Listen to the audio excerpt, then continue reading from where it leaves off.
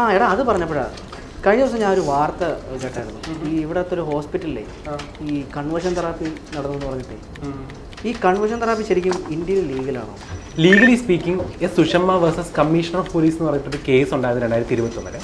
മദ്രാസ് ഹൈക്കോടതിയാണ് ആ case handle ചെയ്തത്. ഈ കേസ് പ്രകാരം കൺവേർഷൻ തെറാപ്പി മദ്രാസ് ഹൈക്കോടതി ബാൻ ചെയ്യുകയുണ്ടായി. ദേശീയ മെഡിക്കൽ കമ്മീഷനോട് കൺവേർഷൻ തെറാപ്പി നടത്തുന്ന മെഡിക്കൽ പ്രാക്ടീഷണേഴ്സിൻ്റെ ലൈസൻസ് വരെ റദ്ദാക്കാനായിട്ടാണ് അന്ന് മദ്രാസ് ഹൈക്കോടതി ഉത്തരവിട്ടിട്ടുണ്ടായിരുന്നത്. പിന്നെ ഇതിന് ശേഷം 2022 സെപ്റ്റംബറിൽ ദേശീയ medical commission conversion therapy ban ചെയ്തിട്ടുണ്ട്. അതുമാത്രമല്ല എല്ലാ സംസ്ഥാനത്തെ മെഡിക്കൽ കൗൺസിലുകൾക്കും കത്ത് പോലും അയച്ചു.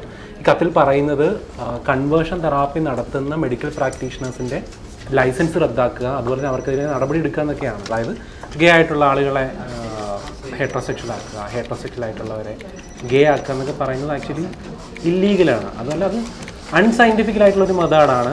അതുകൊണ്ട് തന്നെ അത് ഇമ്പോസിബിളാണ്. അപ്പോൾ നമ്മളത് നോക്കിയിട്ട് കാര്യമില്ല. അപ്പോൾ നിലവിൽ ഈ വാർത്ത അനുസരിച്ച് കൺവേർഷൻ തെറാപ്പി ഇല്ലീഗലാണ്.